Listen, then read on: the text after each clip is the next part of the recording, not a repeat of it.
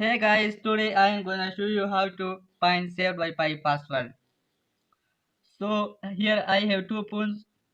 One is connected with the Wi-Fi and one is not connected.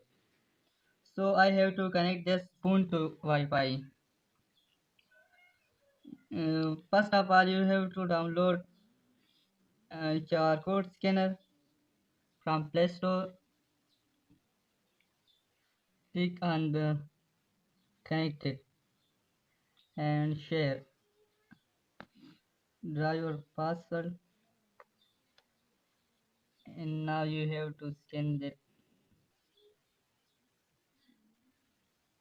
Now you can see the password. Here is the password.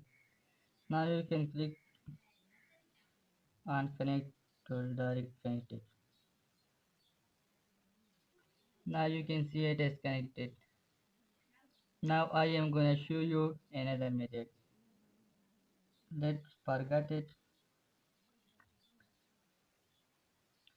Scan QR code, click here and click on connected Wi-Fi and click share and scan this QR code.